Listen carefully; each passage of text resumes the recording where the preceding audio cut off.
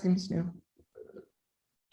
New and all these improvements constantly. It's really great. Yeah. Okay, we're ready? Is everyone on? Shamba, is Shamba on? No, where is you Yeah. there? Oh, there you are. Okay. Okay. So this is the Board of Standards and Appeals Public Review Session for May 24th, 2021, 2 p.m. session. The first item up is SOC calendar, continued hearing items. Item number 21, 11407BZ, 7-05, 152nd Street, Queens.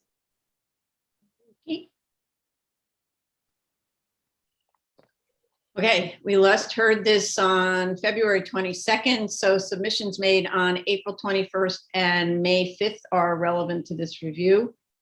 We have a letter from the neighbors stating that noise from the adjacent play area is not a disturbance to her, and it's been going on for like 15 years. Plans dated May 5th or submitted May 5th were submitted, but I still don't see a notation. I still don't see a notation that a fence is erected along the side lot line. It still shows it just as a property line, and there's no notation for fence. This is a comment from the last hearing as well. I had also asked for a clear path of travel through the side lot, since there is side yard, since there is that's indicated by the exit signs as a means of egress. So you can't have like play equipment that would obstruct that means of egress unless it isn't a means of egress. So they need to clarify that and then indicate the clear path of travel and how they're going to keep the play equipment out of there. It doesn't have to be eliminated of children, but just of those fixed little houses, plastic houses and things that they showed us. I had also asked for a clear path, the tech memo and the plans don't agree as to maximum occupancies on the rooftop terraces. Page 17 of the PDF in the tech memo has a discrepancy for one. I need to explain that discrepancy. Is also the statement that there's also a statement that the maximum, sorry, how do I make this go away? Damn. Sorry, can't make it go away. All right. There's also a statement that the maximum occupancy on the rooftop terraces, as I said, page 17 of the tech memo. There's also a statement that the maximum occupancy is 18 to 24 on these terraces and side yard. And so how are the varying numbers played out in the text memo? It's ranging kind of all over the place with respect to the occupancy of the terraces. So I just don't understand how they pick one and what the relevance of the other numbers are. So they have to address that. So for example, on the plans, I believe it says there are 44 children and 11 staff members on one of the terraces, and on the other, it's a maximum occupancy of 50 people. And then in another area, it says maximum permitted number of children is 24 with 17 to 20 typically. And so it's kind of all over the place. They need to coordinate that. With respect to seeker, their noise is still open, which is part of what this discussion is about in terms of occupancy. The revised tech memo with noise study was sent to DEP on April 21st. That it's based on actual sound readings. And there was a promise date of May 19th for the response, but DEP reviews are delayed by several weeks now because of many other kinds of priorities that are forcing them at the end of the administration to focus on those priorities.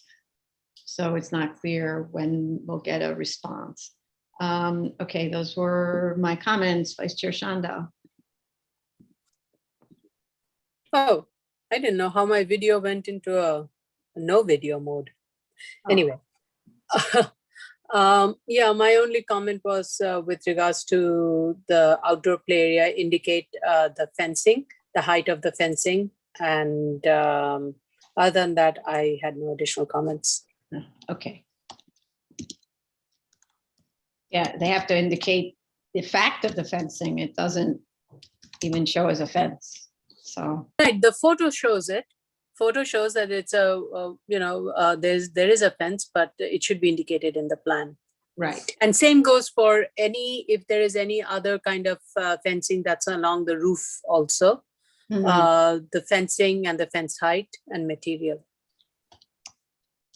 Okay. Thanks. Commissioner Sheta. You're muted. Oh, I'm sorry. I meant the second floor also has it, and the third floor roof also has a note saying that it's a 10-foot high chain link fence. But the ground floor, that side yard fence is not indicated. Mhm. So in other words, the only place where the fencing isn't indicated is on the ground floor, right? Yeah. Right. Okay. Yes. At ground floor, right. Okay, Commissioner Sheta.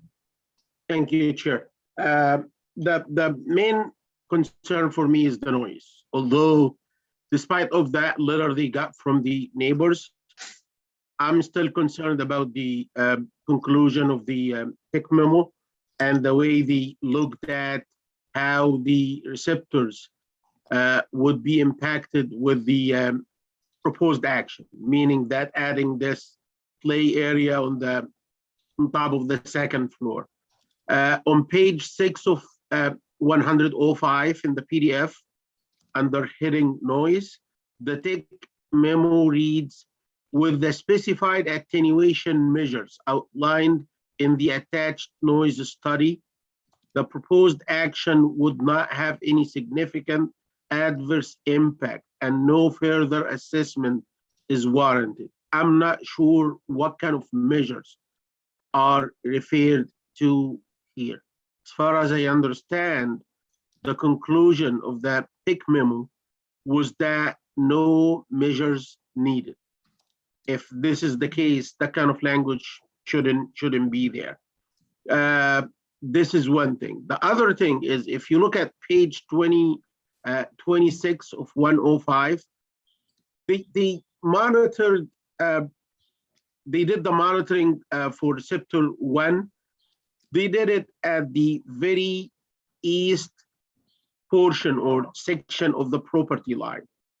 And I would say if they are concerned just about the play area on that side, that would be, for me, that would be feasible. But because there is another proposed area all the way on the opposite side, I was looking at like some sort of dual monitoring here, 2 locations. To justify that it's not gonna be interaction between the noise that's coming from the proposed play area on the west and the existing play area on the east is kind of, I see that both, because if you want to justify this, you could have just placed another monitor on the other side and proved it to us. If you want me to allow for 1 second. Yeah, what happened is they did put 1 monitor here, and they monitored the noise coming from here. But later on, they justified that at this location, the existence of this noise source here is not going to be affecting anything here. I see this unjustifiable with the kind of monitoring done so far. If you want to justify this, you could have put 1 monitor at location 1, 1 monitor at location 2, and then play on this, give me the monitoring here, and give us the monitoring here, and prove it to us that at this spot, the amount of noise that's coming from this guy is minimal because of, like they said, the buffering of that area by the building. I could have like believed in that kind of conclusion if you've done so. But because you've not done so, I believe that conclusion that we can just presume that the two noise sources are like existing in two different planets. That's not justifiable for me. So I'm looking for explanations on what made them just ignore the interaction between the two play areas. Mhm. And I believe that letter that we got so far from the neighbor is based on just one play area that's currently existing. I'm not sure if the second play area is there in play, and that's what the neighbor agreed to. I'm not sure. If this is the case, I would be like more fine with it. But if the second play area is not existing, wasn't in the equation, I would be more careful. Thank you. Okay, thank you. So some of it is line of sight issues. So when you're looking at a plan like that, you don't really see the line of sight to the receptor. I'm not saying that there isn't a cumulative effect, but I'm not sure that there's line of sight to the rear from the front one. Sound doesn't go with line of sight like light. Sound sometimes there is something called refraction, deflection, reflection. It's some sort of like multi-effect here. So if just sound could go to that from this guy, could go to that building, hit it, and then get reflected to that building, and then goes. It's very complicated. I mean, long story short, to prove that conclusion, just put a microphone here or something and monitor like you did on the other side. And if you get near zero readings, that would be like justifiable. Mm-hmm. Okay, thank you. Sorry, 1 second. Commissioner Shibeta. Thank you, Chair. I don't have any further comments on this application. I'm okay with it. I'd like to hear the responses they have to the commissioners, the other commissioners' questions, but I'm okay with the project otherwise. Mm-hmm. Okay. Move on? Yeah. New cases, item number 22, 51675BZ, 330 East 61st Street, Manhattan. Okay, we have proof of initial service and of notice of hearing to officials. The community board recommends approval. The statement of facts refers to this PCE as, quote, the primary tenant, unquote. The description in the statement of facts sounds like it is the only tenant in this 5-story building. However, the first floor plan shows a private club at the rear, if they could clarify this. Also, why are there 2 plans for each of the 3rd through 5th floors? I don't see any conditions other than the term and certificate of occupancy requirement established in the last resolution. A certificate of occupancy was obtained in 2016, so I don't think we need further compliance reporting unless other commissioners feel otherwise. They need to provide interior photos. We need fire department unless it came and I missed it. And then the comment from Commissioner Otley Brown on this one. The rooftop area is used for sunbathing and lounging with limited food and beverage service. There should be no lighting and no amplified sound in association with that. Okay, those were her comments, Commissioner Otley Brown's comments. Okay, so Vice Chair Shanda. I have no comments on this. I'm satisfied with the application. And then Commissioner Shetta. Thank you, Chair. I have no further comments. I want to thank them for the very well organized statement of facts. But it didn't list the conditions of the previous grant. I didn't see that. But the statement of facts was like very well organized. Thank you. Yeah, we should, it should be clear that if anything is a continuation, an extension or anything like that, the conditions always have to be discussed in the body of the statement of facts and how the application is complying with the conditions. It can't just be checking the usually inaccurate box on the compliance certification. Okay, Commissioner Shibeta. Thank you, Chair. I don't have any further comments, but did you mention that we did receive fire department? No, I Okay. didn't see it. I didn't see it. I didn't see it either. Okay. All right. Okay, just as a reminder, item number 23, 2017, 20BZ, 550 Fifth Avenue, West Brooklyn was postponed. Yes. Okay, item number 24, 2017, 289BZ and 25206BZ, 1761 Walton Avenue, the Bronx. Okay, there are no notice requirements for extension of time. The waiver for filing prior to permitted time under Rule 1.1-07.3C1 is automatic, so it needn't be requested. Construction hasn't started yet, but it looks like the new building permit was just issued and tax credit awards and partial funding were just granted. There was no discussion of compliance with the terms of the grant, but the restrictive declaration that was required by this board has been recorded against the property. And there is a September 2019 notice to proceed from the Office of Environmental Remediation. And those were my comments. Okay, Vice Chair Shanda. Glad to see the tax credit has been awarded and the project is ready to move forward. So I really have no additional comments. I'm satisfied. Mm-hmm.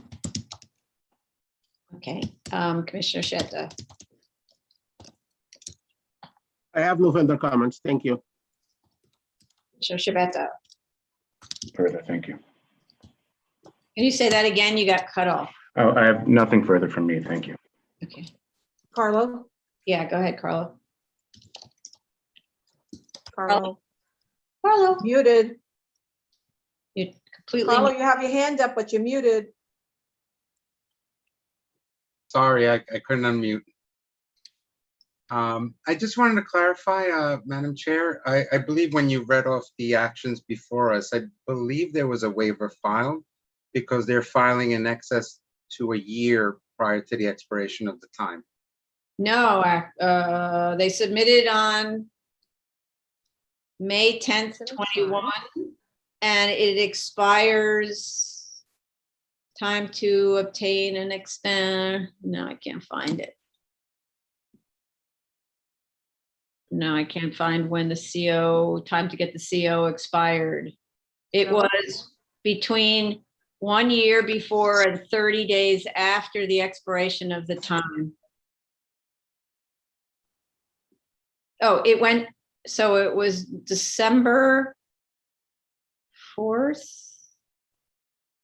Yeah, I can't find it, Carlo, without going back through my, Okay, we'll double check. I'm sorry, I might be confusing this with another item, but Yeah. I believe that they were filing early. they were filing early, yes. They were filing within 1 year before or within 30 days after. And Correct. it says time to complete may be filed on the SOC calendar, so you don't need to request a waiver. It's automatic. According to our rules.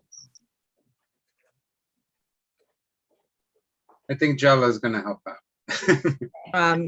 The CO was supposed to be obtained by December 4th, 2022.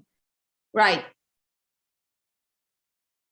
2020. And I believe at the end of their statement of facts, they reference the rule that needs to be waived. I'm pulling up their statement of facts. I believe it's like one of the last paragraphs.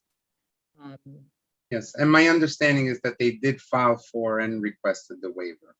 Yeah. So they said they request a waiver of section 1-07.3C2 of the board's rules to permit this application to be filed on the SOC calendar. So they requested that towards, it's like the second to last page. All right, I didn't see that. Okay, I'm not sure. So,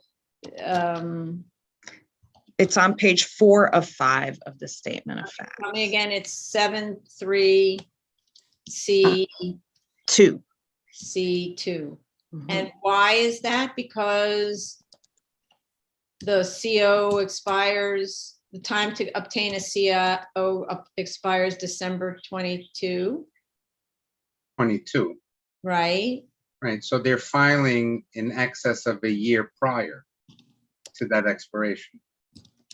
More than, so yeah, if you look at the BSA rule under 1-07.3 B2, it says more than 1 year before or less than 2 years after the expiration of terms. This is more than 1 year before.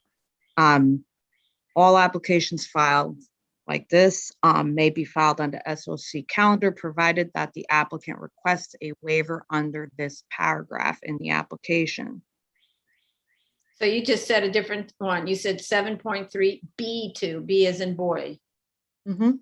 Yeah, that's the Before you same said one they C. said. Or you said C, that's why, Oh, I said C. Oh, yeah. Okay. oh, I'm sorry. I apologize. That's extension of term. It is C. C is extension of time to complete inspection. Okay, so And then it's, two, it reads the same as the extension of term, but it is C2. Apologies. okay, huh, all right. I'll look. Okay, thank you. I apologize. I just wanted to clarify the record and just in case if there was an issue and council was just made aware. But they did file for that and they did pay the requisite fees. Okay, good. Okay, thank you. I got everybody else. Okay, Jella, did you have anything you want to add? Your hand's still up. Good, okay, thank you. Okay, this conclude, any more questions, any more comments? No. Okay, this concludes the public review session for May 24th, 2021, 2 p.m. session. Now commence with the public hearing. This is now the Board of Standards and Appeals public hearing for May 24th, 2021, 2 p.m. session. The first item up is special order calendar to continue hearing items. Item number 21, 11407BZ, 7-05, 152nd Street, Queens. Hi.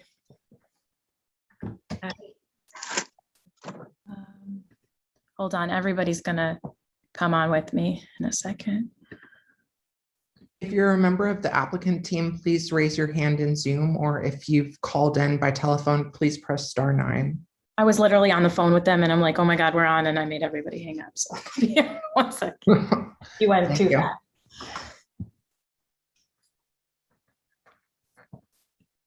Keep it moving. We should have Amber from Equity and Tim O'Sullivan and Olga. Yeah, I see Olga is from Kitty Academy. And there are 3 people who called in. If you want to participate as a member of the team on this hearing, then raise your Zoom hand with *9. Only team members. Okay. So Are we ready, Elise? Amber is like definitely 100% needed. So if she's not here It's yet, not in yet. because most of the questions revolved around her tech. Tech memo, yeah. Yeah. So, I guess you can swear me in and I can tell you the 2 other things, but and Ms. Carucci, is she going to speak? if you have a question, you asked last time that someone from Kitty Academy attend. Okay, so somebody just raised their hand here. Is that Amber? 020? Oh, 718 area. Please identify yourself when you can hear us. *6 to unmute yourself.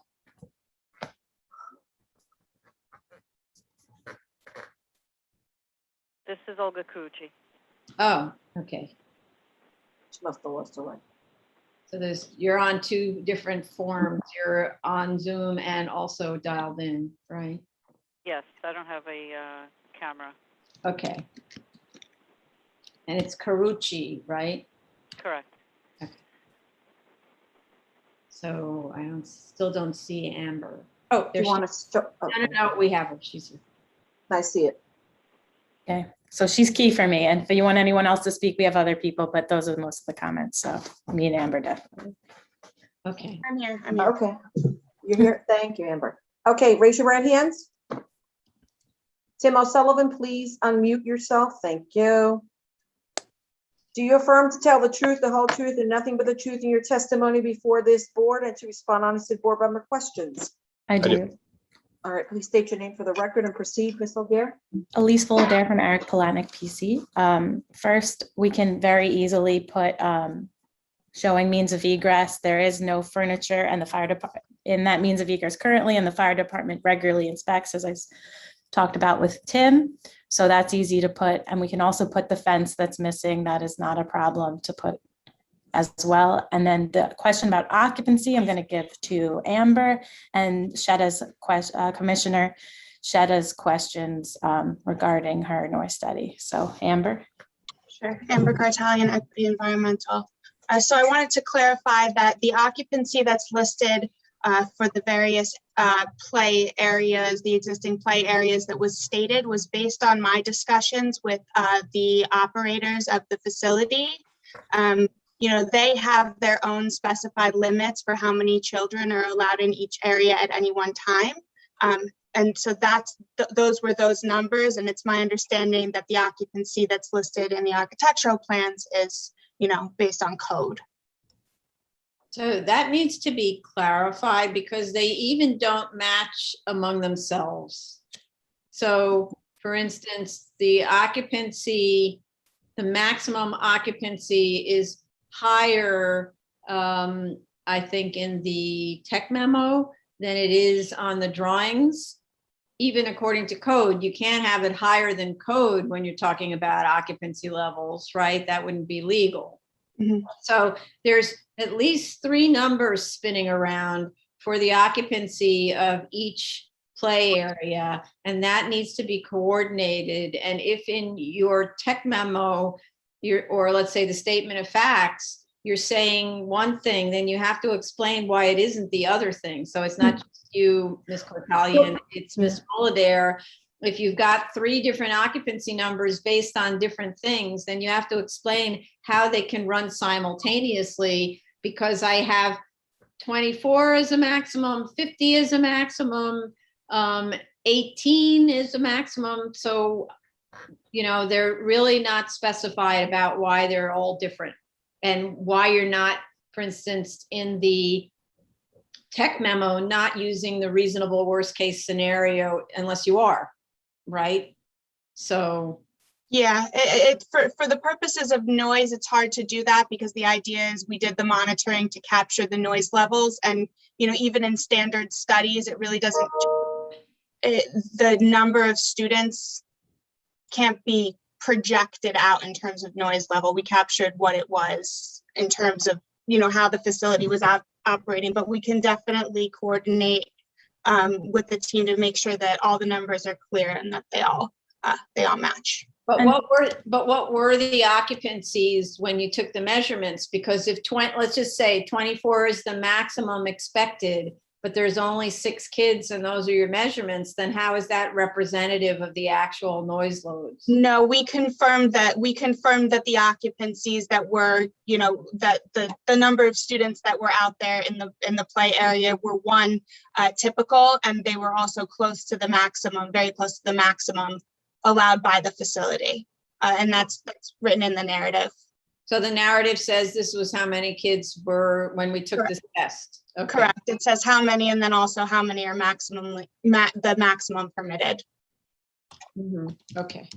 And when we were dealing with occupancy numbers, there were different things because you're allowed different number of kids depending on age of kids based on how you can get permits with schools. And then whereas there was also DOB numbers. So we can try to clarify that for you, the different, because there was like 3 or 4 different ways you had to calculate it depending on, it wasn't just based off of occupancy at DOB, it was based off of the age of the children and who can be in that space at the time and who can get permitted to be in the space at the time. Okay, so you need to be much clearer about that, and you need to be combining your write-up with what it says in the tech memo so that we don't have a collision of data. Because when our council writes this up, Mm-hmm. they have to get it right, and they're not going to know how because there's too many numbers. Okay. And the numbers are all, it's kind of like everything is treated as square footage. So it's 900 square feet and 2,000 square feet and 6,000 square feet for the same exact thing. So it can't be, right? So it has to be, you know, maybe one is net and one is gross and one is something. So with the and one zoning. So you have to do the same with the occupancy levels. Okay. Yeah. And I think at some point in time, we provided a chart, but I'm going to go back and look and try to clarify that. But again, Yeah. even if you provided a chart at some point in time, if the data that were submitted, that we're reading is not consistent with other data we're reading at exactly the same time, you have a coordination problem, okay? It doesn't matter about an old chart. What matters is these coordinated submissions. Mhm. And then you want to address Shada's question, and then I'll say it last. Sure. Yeah, Commissioner Sheta. So I heard and understood your comment related to why there was not a second location done to reflect basically future conditions with the front third floor or the front terrace and occupancy. And so DEP had originally asked us to consider cumulative noise levels. And we had made a subsequent submission, you know, at the time that was done based on projected noise levels, not actual noise levels of students in operation. But the same methodology was used there. Basically, the idea that it's greater than 70 feet in distance, those two terraces. There's an existing building buffering it. And when you do a reduction based on noise and distance, it washes away the noise at that distance. And DEP did come back and have, they did come back with a second round of comments, and they did not have any comments related to that methodology. There was, you know, when we set up the equipment out in the field, we wanted to capture the closest location to both the terrace that was in occupancy and the ground floor that was in occupancy to, you know, capture that noise at a worst case condition. That's the reason why we set the meter up there. And we also wanted to do it in a location that was safe for the children. So it was on the other side of the fence looking down at the children on the ground floor. Had we put another one up in the front of the building, that's where, you know, caregivers are dropping off their children, and it was by a fence. So it was for that reason we did not set one up there. But like I said, if you do a distance reduction, it wouldn't result in any difference in terms of the findings. Is this going back to the DEP to look at it? Yes, DEP is reviewing this right now. If DEP is okay with like considering no interaction, nothing cumulative between the two areas, I'm okay with that. They are the expert on this. But what caught my attention is, like I said, I didn't ask for two locations just to ask for two locations. I saw that your conclusion was no interaction between the two areas, and I said that would be like convincing to me if they put a second monitor there and they looked at just one area and they saw that at the second location there is nothing actually coming.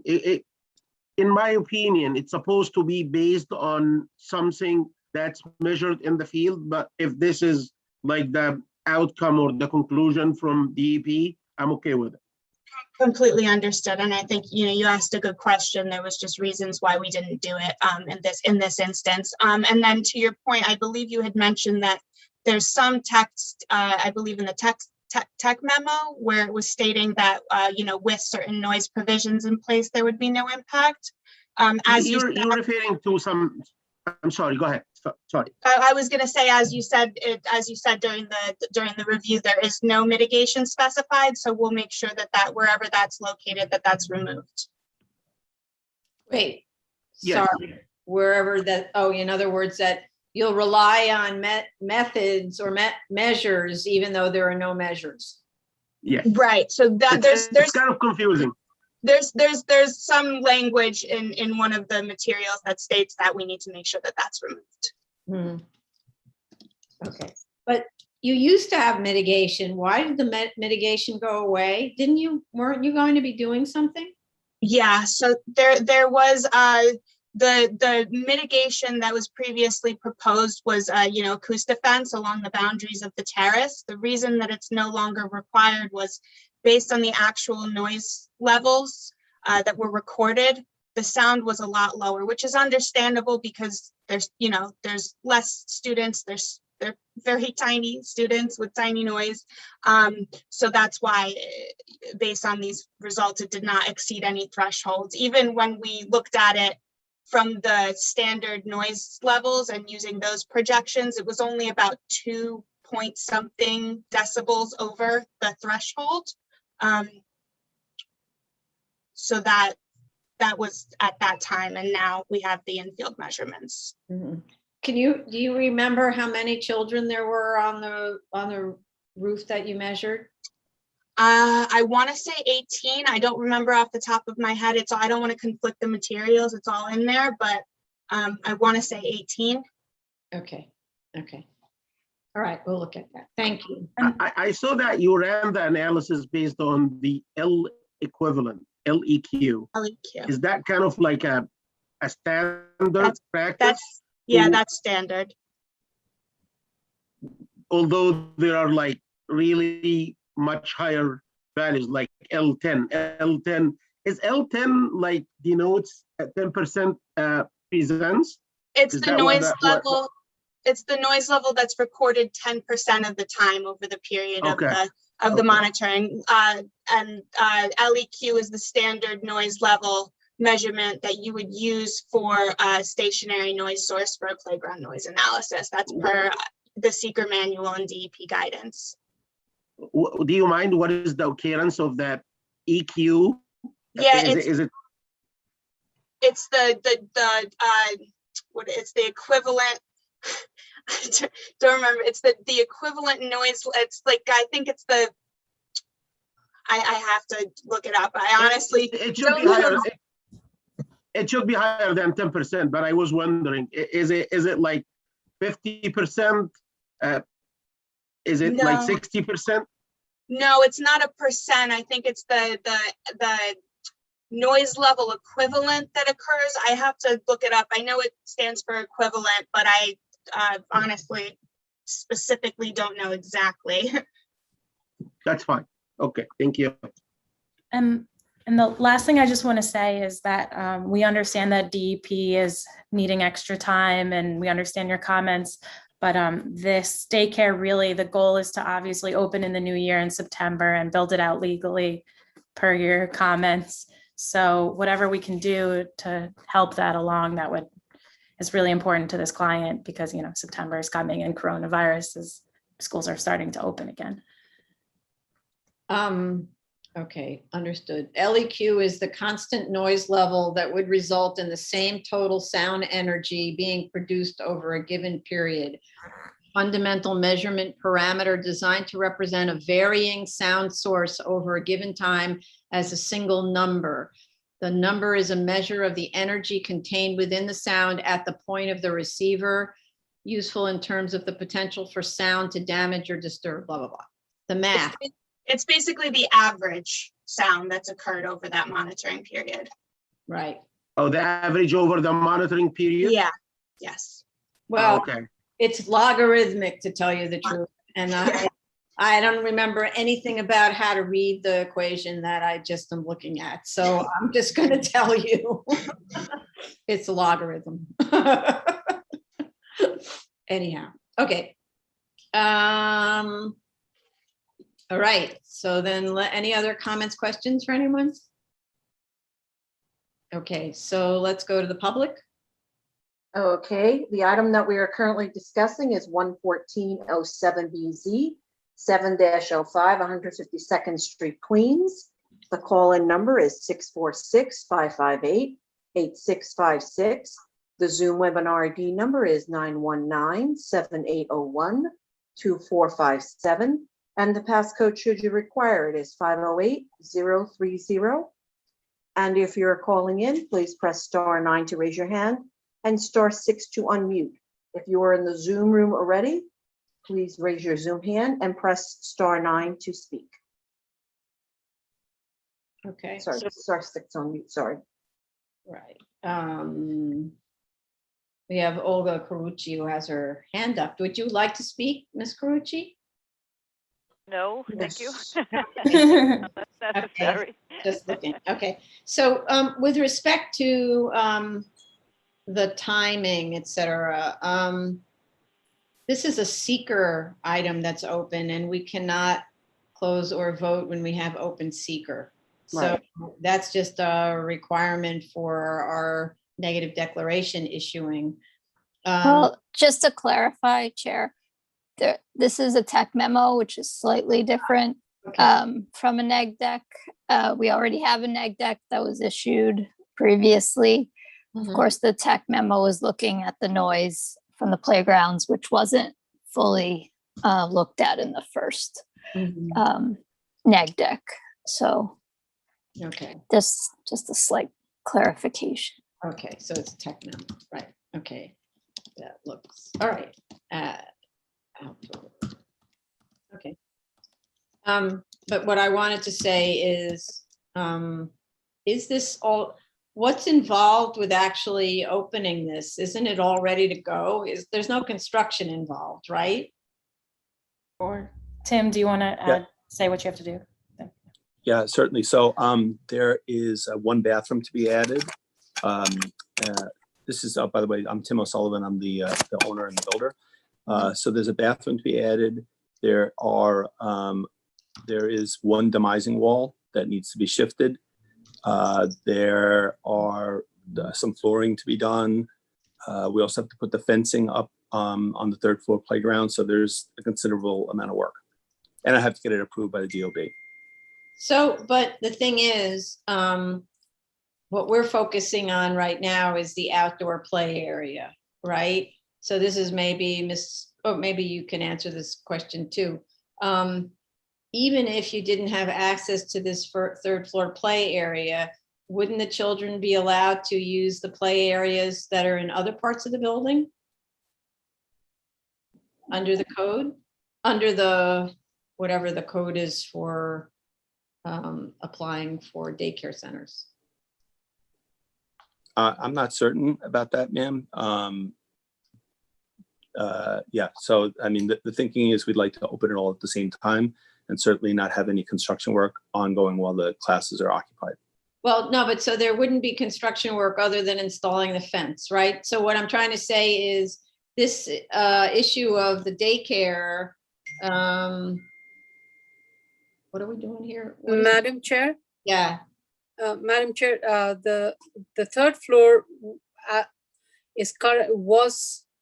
has been designated as an office use, and the applicant is proposing to change the third floor to a daycare. And I think that also requires a modification of the prior special permit. So I don't know if that is the other reason why DOB will not grant approval on the plans, because it doesn't have the BSA approval for the third floor to be used. So this was a 7319 for the first and second floors, right? But the other floors in the right.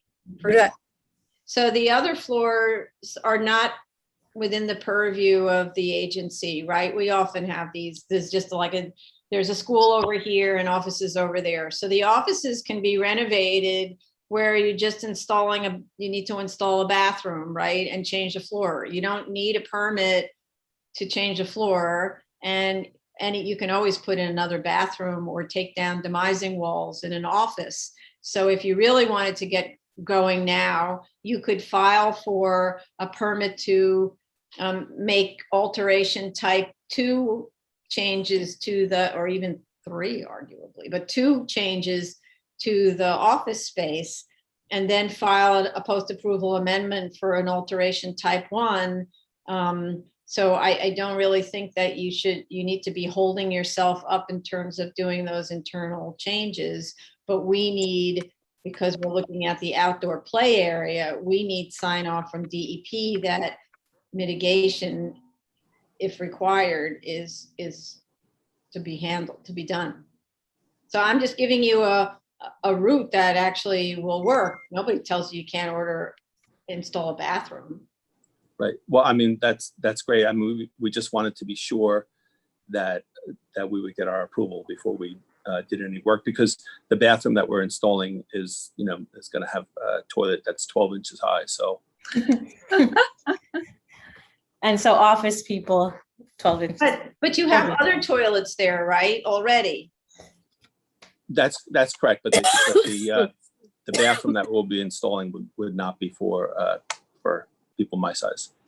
No, it wouldn't, but there's no prohibition. And if you're, let's say it's an office that handles people with a lot of little kids and they thought it would be a nice convenience for the kids who come, right? In other words, there's no prohibition as long as you, of installing a low toilet, as long as you've got complying toilets elsewhere, right? Yes, ma'am, that's correct. I guess my point was I just wanted to be certain that we would get there in the end and that we would have our approvals from you. That was, but if it sounds like we're there, then I'd be happy to start. So this is, my point is that until we get DEP sign off on noise, we can't decide this case. If the schedule is so crazed that you're afraid you're not going to make it, then that's my recommendation to do that thing, right? Because, and as we said, you know, DEP is doing its incredible level best at a time of enormous strain on that agency. So I'm just making this suggestion. You don't have to take it, but I'm telling you, we need to get DEP sign off. Thank you, and I appreciate the recommendation. Okay, thank you.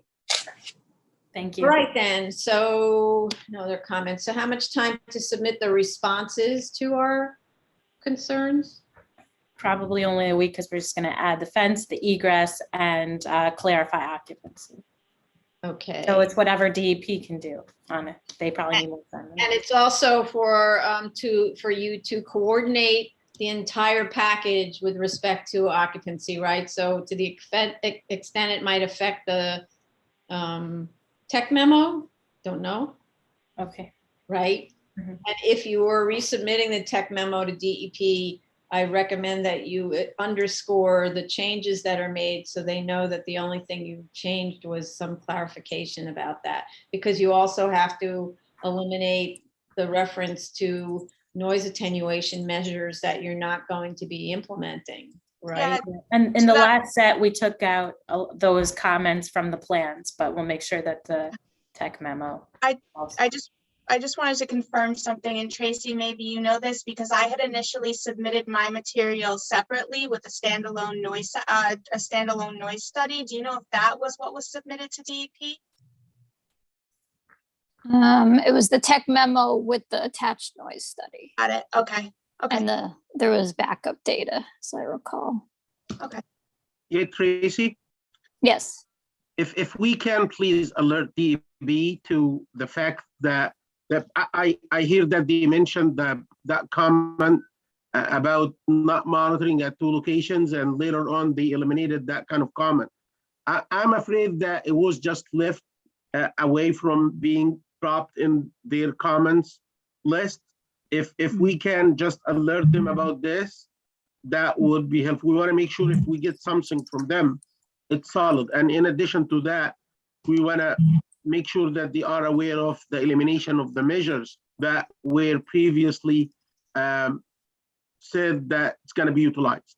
Yeah, they are aware, because basically what happened is they were reviewing the mitigation measures in the last study when we had the last hearing, and I believe we asked for actual readings. So I alerted them to that, and they decided they wanted to wait to see what the actual readings were in case the mitigation was eliminated. So that's what they're reviewing right now. But yeah, I think that was a leftover from the last version, the text.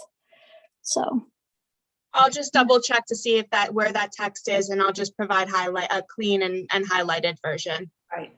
And for us as well, so it's easy for us to find any changes. Okay. Yep.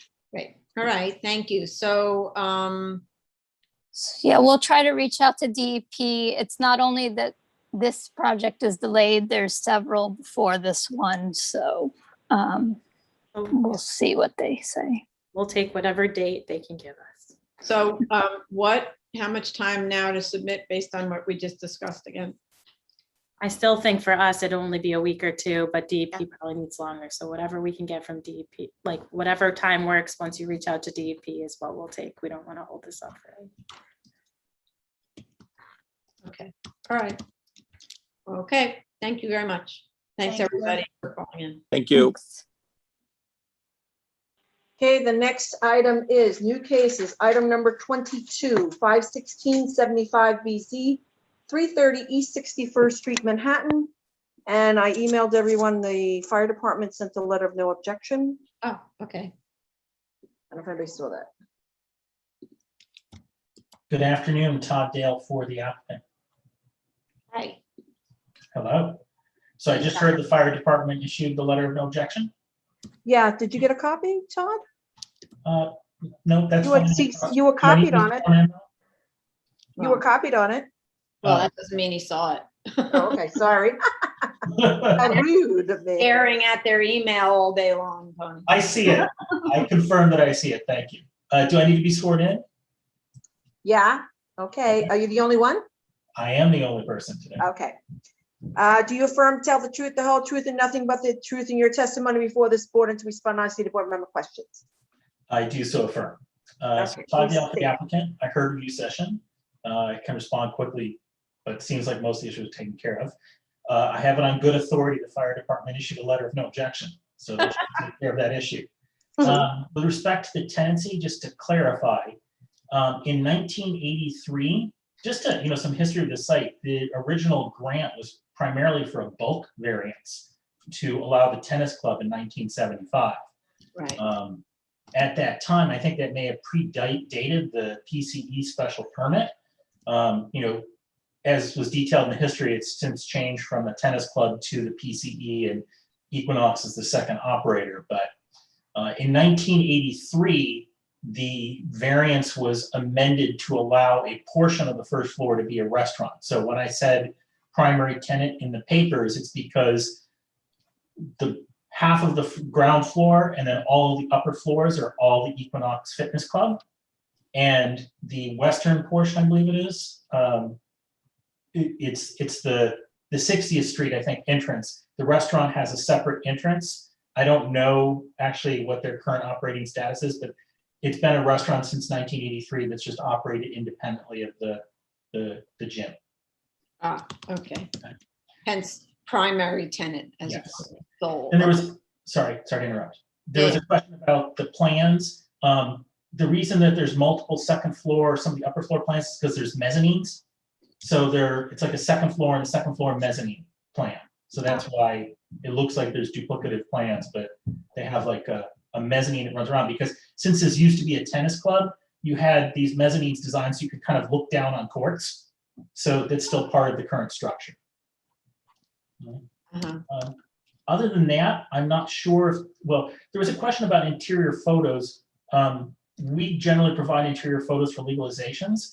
If the board wants them, I guess we could take photos here. My only question would be this is a 100,000 square foot facility. So it's kind of difficult to know what the photos would be if they were needed. But I would say that based on the history of the site, that, we've received no, violations for operation and maintain that we're, compliant with previous resolutions. With respect to the conditions, we would normally provide a condition compliance chart, but just to note, the only conditions of note from subsequent resolutions actually applied to the restaurant use.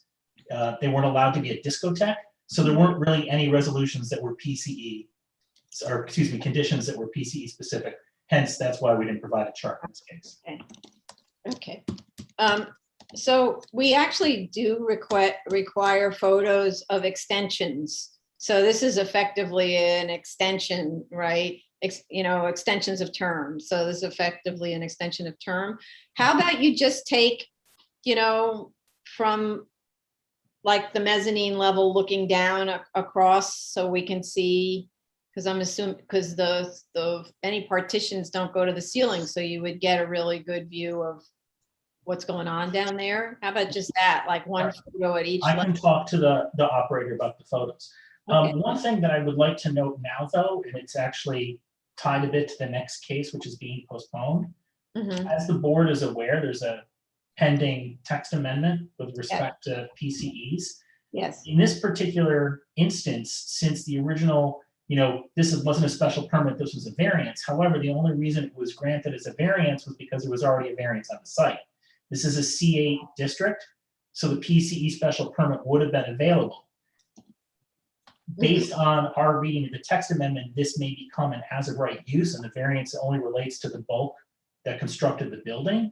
So in light of discussion I had with, Mr. Costanza and, the board about the other case, I'm not sure if this would fall into the same sort of situation where the use portion of this may become moot potentially. So I don't know if the board wants to delay any future hearing or decision until such time that this text amendment can be resolved. So the thing about the text amendment is it was certified and then we don't know what happens. You know very well that some text amendments don't go through, right?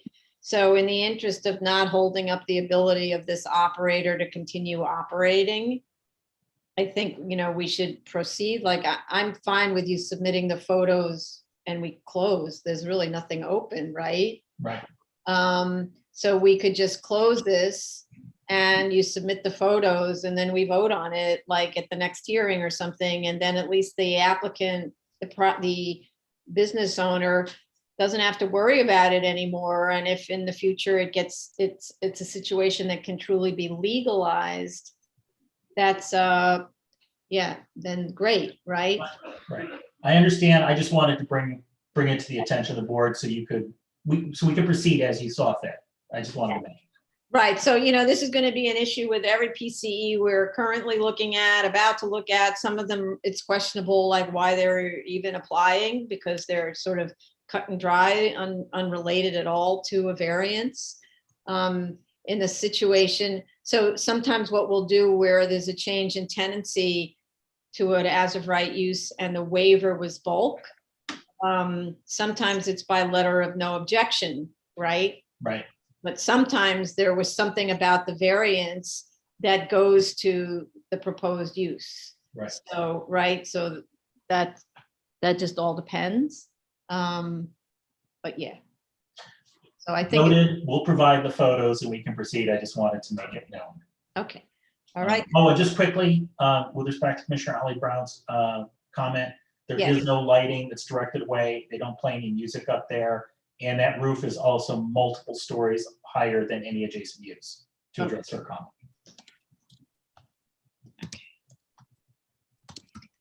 All right. So you say there is no lighting, or there is lighting, but it's directed away. There's no, my understanding, there's no lighting up there. I can confirm that in the letter. Okay. But there's been no issues. Okay. All right. All right, then. Thank you. Let's go to the public then. The case that we're currently discussing is 51675 BC, 330 East 61st Street, Manhattan. The call-in number is 646-558-8656. The Zoom webinar ID number is 919-7801-2457. And the passcode, should you require it, is 508030. You can call, when you're calling in, you can press *9 to raise your hand and *6 to unmute. If you're in the Zoom room, please raise your Zoom hand. Okay.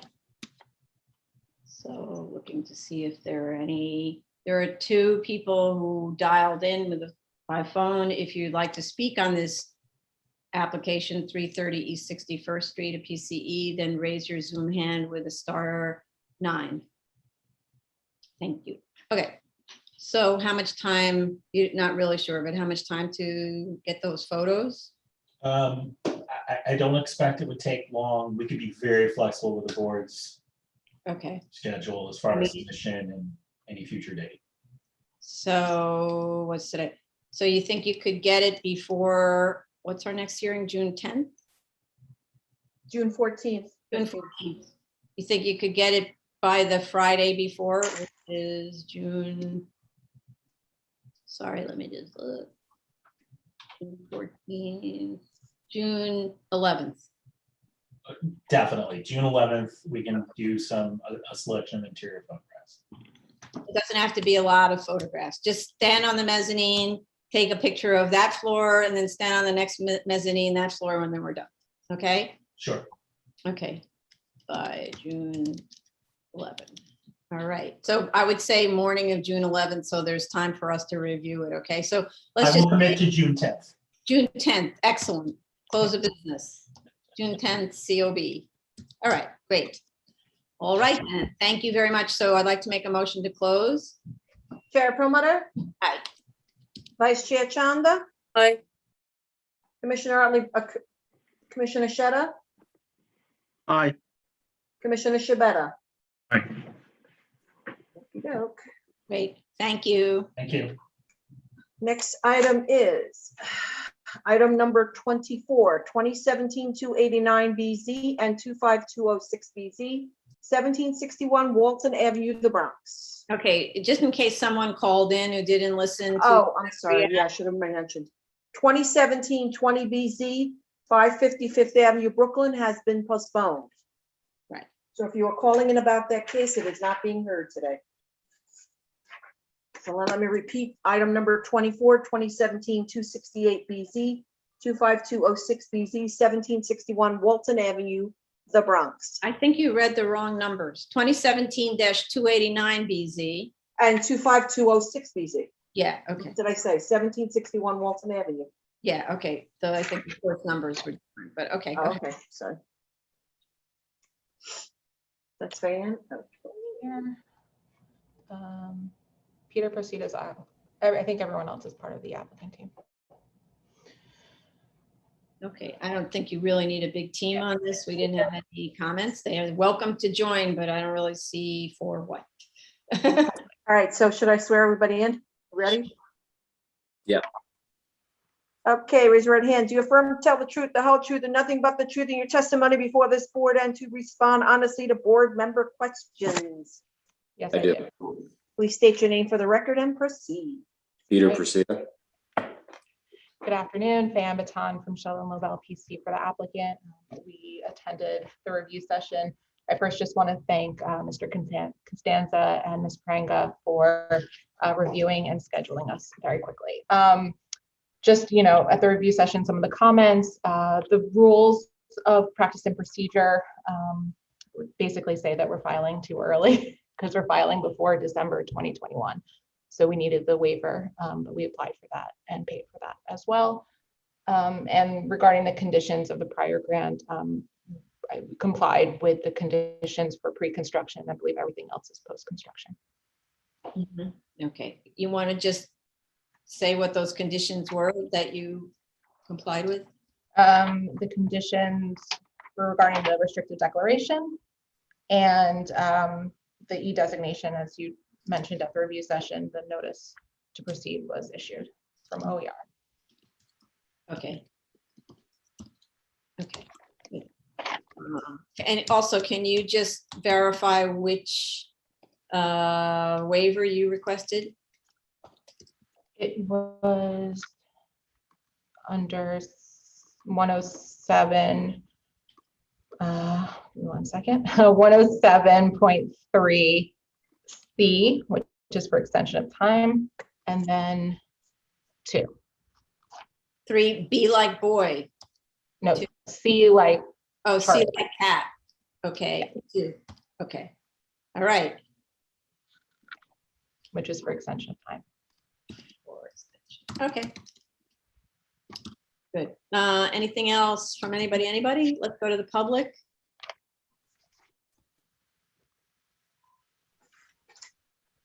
The application we are currently discussing is 2017-289 BZ and 25206 BZ. This is for 1761 Walton Avenue, the Bronx. If you wish to call in for this case, it is 646-558-8656. Zoom webinar ID number is 919-7801-2457. The passcode should you require it is 508030. And if you're calling in, you can press *9 to raise your hand, *6 to unmute. And if you're in the Zoom room already, please raise your Zoom hand. Okay. So let's give that a second, but there's no submission on this, right? We got everything, right? Chair, we were wondering if we close today, we could also do a vote just because it's an extension of time. To vote today? No. But thank you for asking. We don't do closed votes anymore. actually any more, period, done. That turned out to be not a procedurally good idea, even though it sounded like a good idea at the time. Okay. Okay, I just want to allow a little bit more time for the time delay. And otherwise we can close and put this on for the next hearing. That's how we work. Okay, otherwise you could be waiting for a very long time for your resolution.